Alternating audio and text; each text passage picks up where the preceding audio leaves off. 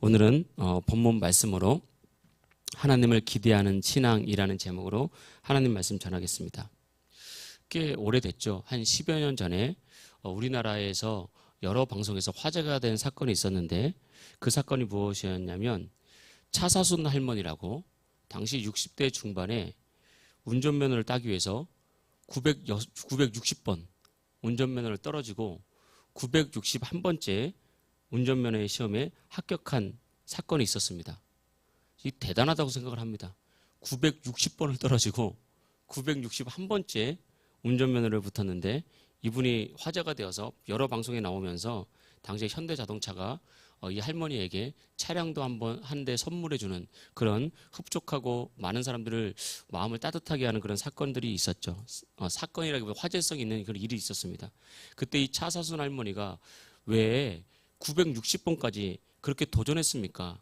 시골에 사는데 굳이 차가 없어도 되는데 왜 그렇게 했습니까? 라고 했을 때 이 할머니가 뭐라고 말했냐면 두 가지를 말했는데, 첫째는 내가 가꾸는 밭이 우리 집에서 좀 멉니다. 그래서 내가 이제 나이가 들다 보니까 그 밭까지 걸어가거나 가기가 너무 힘들어서 차를 타고 가면 밭을 좀 더 쉽게 가꿀 수 있을 것 같아가지고, 농사 지을 수 있을 것 같아가지고 제가 운전면허를 꼭 따야 된다 생각을 했습니다. 난 맨 죽을 때까지 운전하면서 내가 밭을 가꾸겠습니다.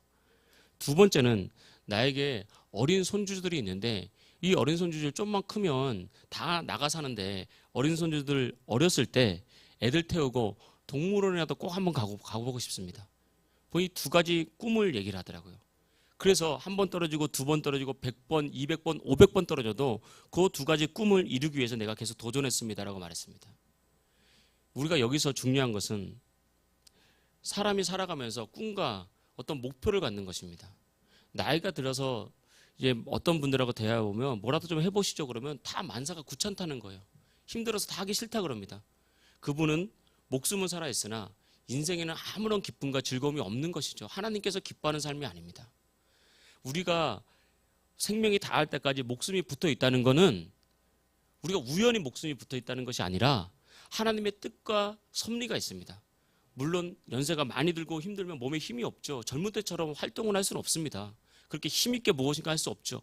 그러나 그 과정 가운데서도, 그런 연약함 중에서도 하나님께서 우리에게 맡기신 그런 일들이 있고 우리가 살아가는 일들이 있는 거예요. 그걸 자꾸 발견해서 일도 하고, 이 차사순 할머니 그러잖아요. 밭에서 죽을 때까지 밭에서 일하겠다는 거예요. 집에서 놀면 뭐 하느냐는 거예요. 이게 진짜 훌륭한 생각이거든요. 이런 꿈이 있으니까 그렇게 꿈을 이루는 활력 있는, 많은 사람들에게 감동을 주고 오히려 젊은 사람들에게도 도전을 주는 그런 인생을 살았던 것을 우리가 알 수 있습니다. 여러분, 신앙은 다시 말하면 하나님을 기대하고 하나님을 찾는 겁니다.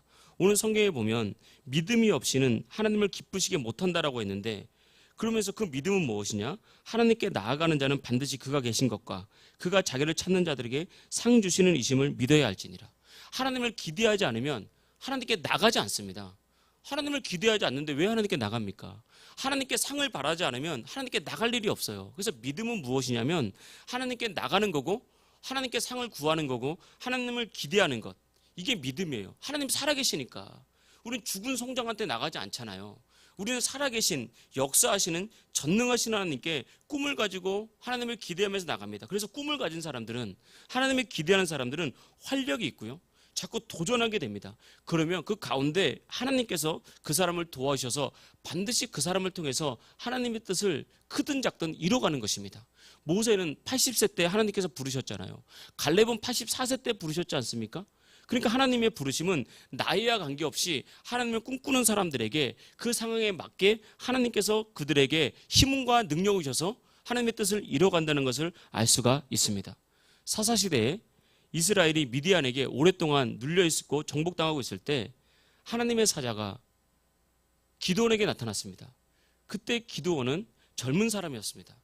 그런데 이 미디안이 두려워서 다 뺏어가니까, 낮 시간에는 이스라엘 사람들은 너무 더워서 잘 돌아다니지 않는데 낮 시간에 숨어서 포도즙 틀에 밀을 이제 타작을 하고 있었습니다. 그때 하나님의 사자가 기드온에게 나타나서 기드온에게 말했습니다. 큰 용사여, 여호와께서 너와 함께 계시도다 라고 말했다고요.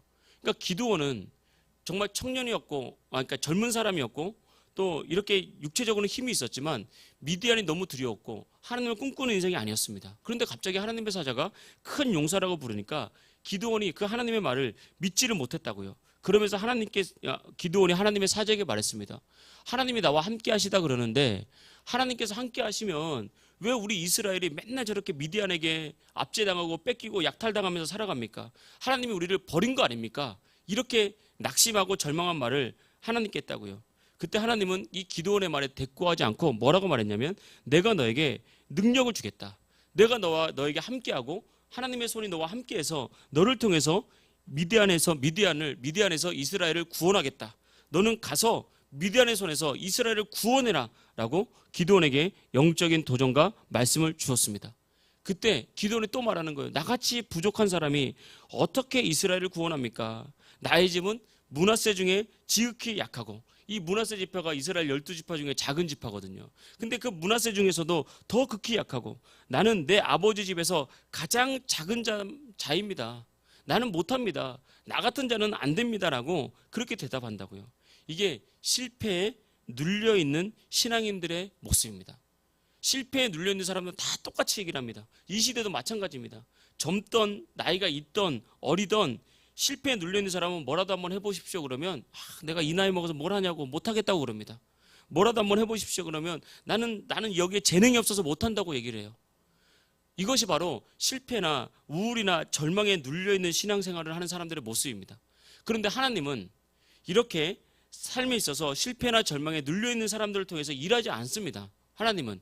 왜냐하면 하나님이 그를 통해서 일을 만들어갈 수 없기 때문에. 그래서 제일 중요한 건 뭐냐면 하나님이 나를 통로로 사용하실 때 내가 하나님을 기대하고 하나님을 믿으면서 나도 복받을 수 있다. 나도 쓰임받을 수 있다. 내가 부족하지만 나도 한번 해보겠다.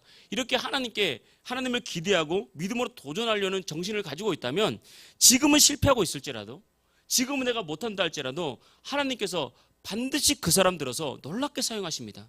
이것이 바로 오늘 성경 본문에서 믿음을 가진 하나님을 기대하는 신앙의 모습이라는 것입니다. 요한복음 5장에 보면 38년 동안 혈류병에 걸려서 누워있는 사람이 있었습니다. 그는 베데스다 연못가에서 병 낫기를 기다리고 있었죠.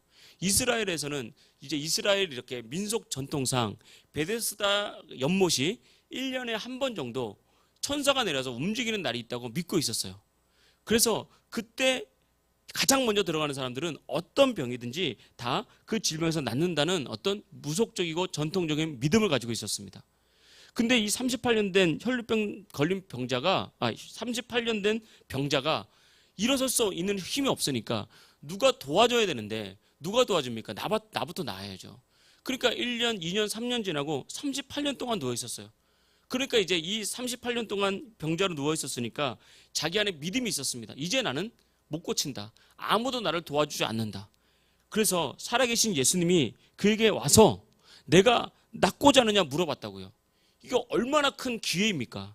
그런데 이 38년 된 병자가 예수님께 뭐라고 말하냐면 나는 나를 도와주는 사람이 아무도 없습니다. 그러면서 내가 낫지 못하는 이유를 말하기 시작한다고요. 예수님이 눈앞에 와서 네가 낫기를 원하느냐 묻는데도 불구하고 그는 자기가 낫지 못하는 그런 이유들을 말합니다. 우리 이걸 통해서 알 수 있습니다. 여러분, 우리는 하나님이 지금 살아계신 하나님이 내 눈앞에 나타나면 내가 예수님 믿을 것 같죠? 아닙니다. 사람들은 예수님 보여봐라 내가 믿을게. 보여줘도 안 믿습니다. 사람이 한 번에 변화되는 게 아니라고요. 내가 보이지 않는 하나님을 믿지 못하면 예수님이 직접 와도 사람들은 안 믿습니다. 내가 나의 절망을 이겨내지 못하고 하나님을 기대하지 못하면 하나님이 고쳐준다고 해도 싫다 그래요.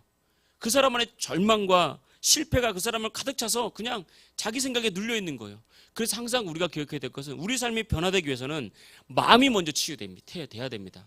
그래야 나의 삶이 변합니다. 내 삶에 하나님의 축복이 가득하기 위해서는 나의 마음이 먼저 변화되고 나의 마음이 먼저 치료돼야 돼요. 우리의 어떤 눌린 마음, 우울한 마음, 상처 있는 마음, 실패한 마음 여기서 치료되지 않으면 하나님께서 어떤 기적을 쏟아 부어줘도 다 흘려 떠내려가는 것이 내 것이 되지 않는 거예요.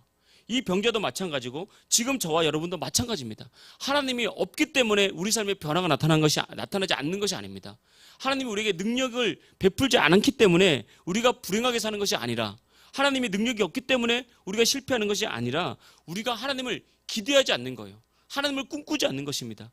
하나님을 바라볼 때 전능하다고 생각하지 못하는 거예요. 자꾸 나의 한계 속에서만 하나님을 생각하는 거죠. 그래서 사람들이 이렇게 실패가 오래되면 성공을 꿈꾸지 않습니다. 질병이 오래되면 질병에서 낫는다고 생각하지 않습니다. 삶의 어둠에 눌려 있으면 나는 이것이 정상이라고 생각합니다. 교회도 마찬가지입니다. 교회가 자꾸 인원이 적은 상태에서 오랫동안 머물러 있으면 교회가 꿈을 꾸지 않아요.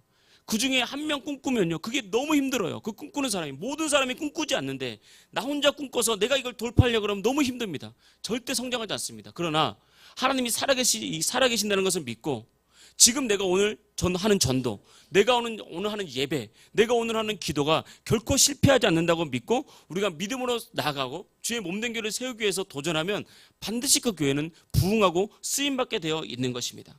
그래서 반드시 우리가 하나님께서 하나님을 기대하는 신앙, 하나님을 꿈꾸는 신앙을 포기하면 안 되는 것입니다. 성경에 보면 혈류병 걸린 사람이나 기도원 같은 사람만 있는 것은 아닙니다.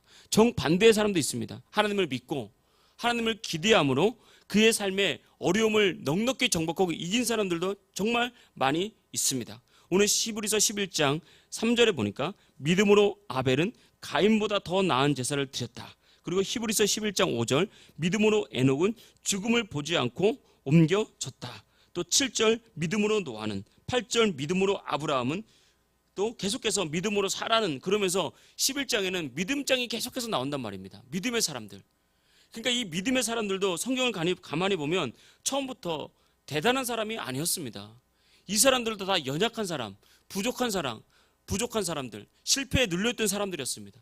그런데 하나님의 말씀이 주어졌을 때 그 말씀을 붙잡고 하나님께 꿈꿀 때 그들의 인생이 변화됐고 하나님께서 그들을 사용했다고 성경이 말하고 있습니다. 대표적으로 성경 속에서 기록한 한나라는 여성이 있습니다. 한나는 연약한 여성이었습니다. 아이를 낳지 못해서 분인나에게 오히려 구박을 당하고 괴롭힘을 당했던 억울한 사람이었습니다. 그래서 고통 중에 살았던 사람입니다. 그래서 한나가 우리가 결혼을 오랫동안 했는데도 불구하고 아이가 없으면 불임이라고 하지 않습니까? 그러면 여러 가지 치료를 하기도 하지만 많은 사람들이 아이를 포기하고 그렇죠. 그런 상황이 많습니다. 그러나 한나는 그렇게 하지 않았습니다. 한나는 하나님이 살아계시니까 하나님이 내 기도에 응답하시면 내가 아이를 가질 수 있다. 이 괴로움과 이 고통에서 주님은 해결해 줄 수 있다라고 믿고 정말 성막에 있는 실로에 가서 온 마음과 전심을 다해서 하나님께 기도하기 시작했다고요. 왜 하나님께 나갔습니까? 하나님의 기대하니까. 왜 하나님께 나갈 수 있습니까? 하나님께 나가는 자가 하나님은 상 준다는 것을 한나는 믿었기 때문에, 그렇기 때문에 한나는 하나님께 나가서 간구하고 기도했을 때 우리가 하는 것처럼 하나님은 한나의 기도를 들으시고 사무엘을 주셨고 이후에는 사무엘뿐만 아니라 세 아들과 두 딸을 더 주셨습니다. 그러니까 인생의 억울함이 풀려지면서 인생이 완전히 역전되고 이후에는 사무엘이 이스라엘의 지도자가 되는 그런 놀라운 축복. 그러니까 한나는 아들 달라고 기도했지 사무엘처럼 이스라엘의 지도자가 되게 되는 그 자식 달라고 기도하지 않았거든요. 근데 전식으로 나가서 하나님께 기도하니까 우리가 기도하는 것, 우리가 기대하는 것, 그 이상의 축복을 하나님께서 주시더라 이것입니다. 그러니까 우리가 신앙생활 할 때 하나님은 전지전능하신 분이다. 내가 기도하는 것보다 더 큰 것을 계획하고 있는 분이다. 하나님을 날마다 기대하는 그런 믿음이 우리에게 필요한 것입니다. 이것이 우리가 신앙생활 할 때 정말 중요한 신앙입니다. 이 시대는 그 어느 때보다 믿음이 필요한 시대입니다. 나의 믿음을 지키기 위해서도 믿음이 필요합니다. 죄를 이기기 위해서도 믿음이 필요합니다. 그러나 우리가 그런 여러 가지 믿음도 필요하지만 우리가 죄를 이기는 것보다 더 중요한 것은 하나님의 뜻을 이루는 거예요. 여러분 인생을 통해서 어떤 하나님의 뜻이 이루어지기를 원하십니까? 여러분의 인생을 통해서 하나님께서 주시는 나의 인생을 통한 비전과 꿈과 하나님의 계획은 무엇이라고 생각하십니까?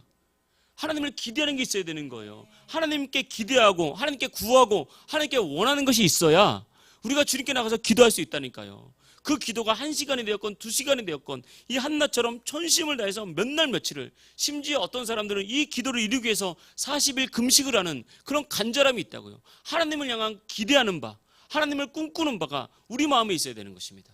우리 마음에. 근데 참 여기서 신기한 건 뭐냐면 자신의 욕심을 꿈꾸는 것은 한계가 있다고요. 근데 처음부터 우리가 하나님 나라를 꿈꾸거나 영혼 구원을 꿈꾸거나 주의 몸된 교회를 세우는 꿈을 꿀 수는 없습니다. 처음에는 다 여러 가지 환경이 있잖아요. 하나님, 내 이 질병에서 나를 고쳐주십시오. 하나님, 이 우울한 감정에서 나를 건져주십시오. 이 가난에서 나를 좀 구출해 주십시오. 이 문제에서 좀 해결해 주십시오. 이렇게 나가다가, 이 기도 가지고 주님께 나가다가 진짜 하나님 만나잖아요. 진짜 예수님 만나잖아요. 그럼 주님께서 우리의 마음을 탁 변화시켜 주십니다. 너는 먼저 그의 나라와 의를 구하라. 그럼 이 모든 걸 더해 줄게. 하나님의 나라와 의를 먼저 구하게 되면 그 모든 것이 열린다는 것을 영적으로 알게 됩니다. 영적으로 깨닫게 되고 그 말씀을 우리의 마음에 확 주신다고요. 아, 그렇구나. 내가 하나님의 나라와 의를 먼저 구하면 주님께서 주시는구나 라고 우리가 믿음으로 나가서 살 수 있게 되는 것입니다. 그러면 하나님의 뜻을 구하면서 이 땅에서도 하나님께서 주시는 모든 것을 누리는 그런 인생이 되는 것입니다. 그래서 하나님은 예레미야를 통해서 이렇게 말했습니다. 너는 내게 부르짖어라. 내가 내게 응답하겠고 내가 알지 못하는 크고 은밀한 일을 내게 보이리라. 부르짖으라는 거예요. 왜 부르짖으라는 겁니까? 어떤 사람은 부르짖고 끝나는 사람이 있습니다. 그건 하나님의 뜻이 아닙니다. 부르짖고 끝나는 것이 아니라 내가 알지 못하는 크고 은밀한 일을 이루실 것을 바라봐야죠. 기도는 실컷 하고 나갈 때 한숨 쉬고 나가는 사람이 있고요. 기도하면서 나의 짐을 내려놓고 나갈 때 다시 짐을 얹고 나가면서 어깨 축 처지고 고개 푹 숙이고 한숨 쉬면서 살아가는 사람들은 기도를 잘못하고 있는 거예요. 아닙니다. 우리가 정말 기도했다면 나의 삶을 통해서 나의 기도를 통해서 이루실 크고 비밀한 일을 기대해야 됩니다. 그것이 연결돼야 응답이 있죠. 그래서 기도와 기대와 응답은 다 연결되는 것입니다. 그래서 항상 하나님의 은혜를 기대하고 하나님의 능력을 기대하고 하나님께서 부어주실 영적인 부흥을 기대할 때 하나님께서 우리 삶에 놀라운 일을 행하실 줄 믿습니다. 히브리서 11장 6절은 우리가 아는 것처럼 믿음이 없이는 하나님을 기쁘시게 할 수 없다고 했습니다. 그러니까 하나님은 어떤 사람을 기뻐하죠? 하나님을 만나러 오는 사람을 기뻐하는 거예요. 하나님을 찾는 사람, 하나님이 상 주신다고 믿는 사람을 믿고 주님께 나오는 사람을 기뻐합니다. 이게 이런 게 보면 하나님이 인격적인 분이 참 맞아요. 여러분은 어떤 사람을 좋아합니까? 우리는 어떤 사람을 기뻐합니까? 나를 만나고 싶어서 오는 사람이 있으면 기쁘죠. 그렇잖아요. 우리가 흔히 말하는 스승의 날 이런 날 학교나 이렇게 많은 사람을 선생님들이 가르치잖아요.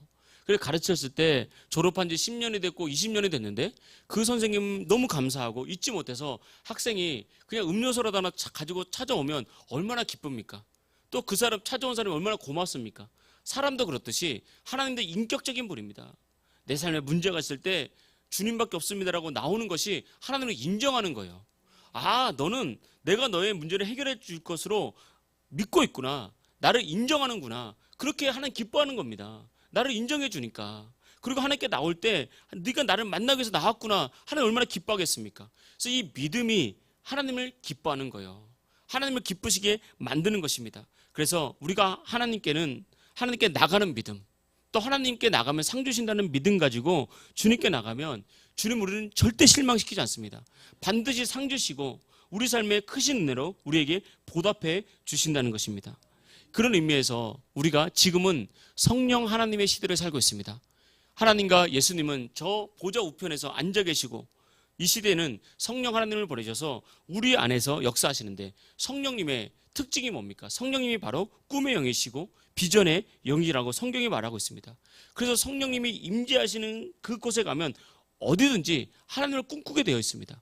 하나님을 꿈꾸는 곳에 영적인 뜨거움이 있습니다. 그래서 성령의 임재가 있는 곳에 가보면 영적으로 뜨겁고 하나님을 꿈꾸고 거룩한 하나님의 나라를 위해서 헌신한단 말입니다. 그래서 우리가 여름이 되었잖아요. 여름이 되어서 이렇게 가면 전국에 청년 집회, 이런 학생 집회 이런 데가 되게 많습니다. 그런데 기도로 준비하고 뜨겁게 찬송하고 말씀드리면서 꼭 지금도 아마 성교한국 이런 데는 그럴 거예요. 마지막 날에 내가 주를 위해서 헌신할 사람 한번 손들어 보십시오. 내가 선교사로 평생을 드리겠다는 사람 손들어 보십시오. 내가 목회자로 힘들고 어려워도 목회하겠다는 사람 일어나 보십시오라고 꼭 헌신을 받았다고요. 그런데 그때 청년들이 한 1000명 있잖아요. 그러면 300명, 400명이 일어나요. 심지어 더 일어나기도 합니다. 근데 나중에 실제로 선교사가 되지 않더라도, 나중에 목회자가 되지 않더라도 그제서 일어난단 말입니다. 어떤 면에서는 분위기에 휩쓸린 것도 있겠지만 좋은 면에서 보자면 성령께서 그 청년들과 학생들 마음속에서 움직이고 있으니까 목회자가 됐건 선교사가 됐건 어떤 평신도로 열심히 사학가가 됐건 하나님을 위해서 살아보고자 하는 거룩한 꿈이 생긴 거예요. 그러니까 이건 뭐 진짜 목회자가 되라, 선교사가 되라, 그 이전에 하나님을 위해서 당신의 인생을 헌신하고 싶은 사람, 그 사람들이 일어난 것입니다. 내가 사역가가 되어서 정말 이 영향력으로 하나님의 나라를 위해서 헌신하겠습니다. 내가 어떤 사람들은 내가 정말 예전에는 학교 선생님이 되어서 이 학생들을 어려서부터 내가 복음으로 세우겠습니다. 이런 꿈을 꾸기 시작했다고요. 그것이 바로 성령의 임재가 있는 곳의 특징입니다. 교회도 마찬가지입니다. 성령의 임재가 있으면 주님께 헌신하는 것이 기쁘고 가슴 뛰고 하나님께 헌신하는 것이 우리 삶의 목표가 되기 때문에 신앙에 활력이 붙는다고요. 기쁨이 있다고요. 열정이 있는 것. 이것이 바로 성령이 임재하실 때 나타나는 특징입니다. 그래서 베드로 이 사도 누가도 사도행전에서 이 요엘서에 있는 말씀을 인용했지만 마지막 때가 되면 내가 모든 육체에 나의 성령을 부어주리니 자녀들은 예언할 것이요 청년들은 환상을 보고 너희 아비들은 꿈을 꾸리라. 그러니까 이 예언, 환상, 꿈 이게 다 비전이라고요. 비전. 예언은 하나님의 말씀으로 보는 것입니다. 예언. 하나님 말씀이 내 속에 딱 들어오잖아요. 내가 너에게 복이 되게 하겠다라고 말하면 우리는 믿음의 눈으로 복을 보는 거예요. 말씀이 들어오면. 환상은 거룩한 꿈 마찬가지입니다. 말씀이 들어오고 은혜를 들어오면 거룩한 꿈을 꾸는 거예요. 비전도 마찬가지입니다. 꿈, 비전. 너희 아비들은 꿈을 꾸리라.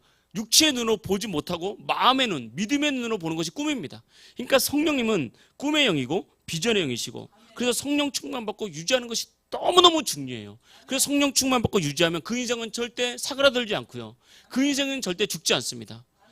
항상 살아있는 인생이 되는 것입니다. 그래서 여러분 우리가 지금 내가 처한 상황에서 지금 나의 상황 속에서 나의 현실에서도 하나님은 성령을 통해서 계속해서 꿈꾸게 하시고 하나님을 기대하게 하신다는 것.